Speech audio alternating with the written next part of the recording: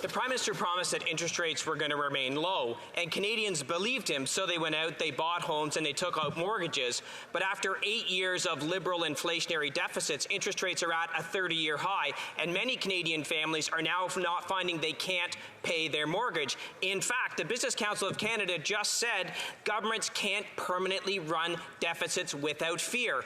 So will this finance minister stop running her inflationary deficits so interest rates will come down and Canadian families won't lose their homes?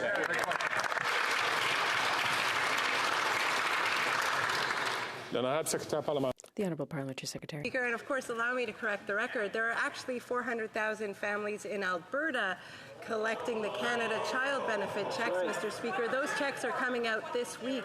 And Mr. Speaker, under what the Conservatives are proposing, they would have those checks completely removed. They would be cutting those supports for Canadians. Mr. Speaker, I will remind you that while we continue to support Canadians, we are also running the lowest deficit here in Canada among all G7 countries. Good job. Mr. Speaker, there's only one cut that we're going to make. We're going to cut about 80 members from that side of the House when we form a common-sense Conservative government.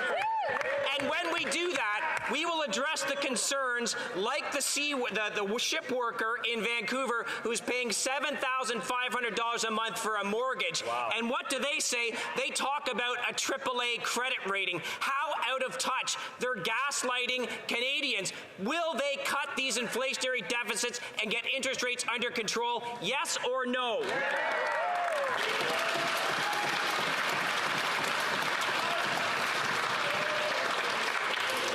The Honourable Minister. Thank you, Mr. Speaker. I'm very pleased to hear a member of the opposition speak about C-SPAN. It is a very important member of the business community in my riding of North Vancouver. I was very pleased a couple of years ago to join the Prime Minister to announce the commitment to build an additional 18 Coast Guard vessels worth almost $16 billion, which will provide well-paid employment for the employees at C-SPAN for decades to come. Mr. Speaker, we are going to create good economic jobs, we are going to ensure economic opportunities for Canadians, and we are going to ensure affordability at the same time. Hear, hear.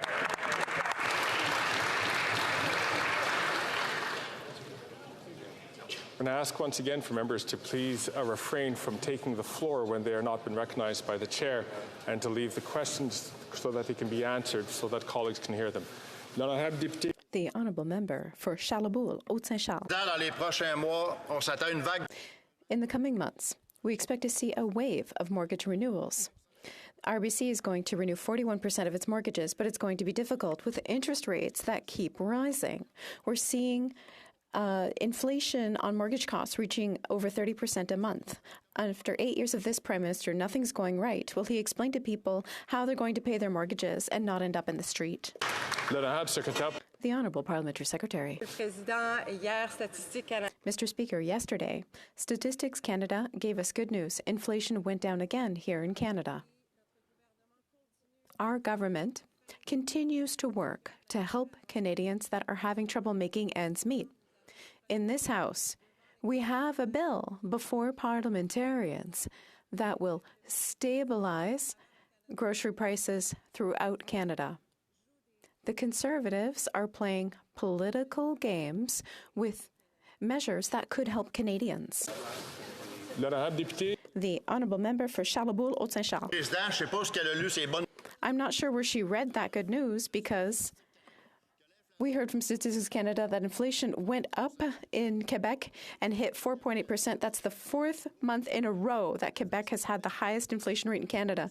Food inflation's at 6.7%. After 8 years under this Prime Minister with his help from the Bloc, people are literally having trouble feeding their families.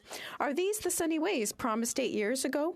The Liberal government's not worth the cost. Does the Prime Minister recognize that in Canada in 2023 it's shameful for people to struggle to feed themselves?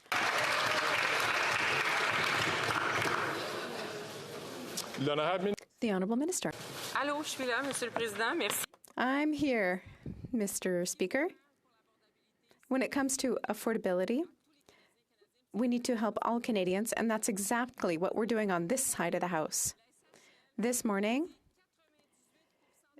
we've heard a statement that 98% of housing starts are due to programs that will help Canadians get a roof, and we're going to continue to work on that.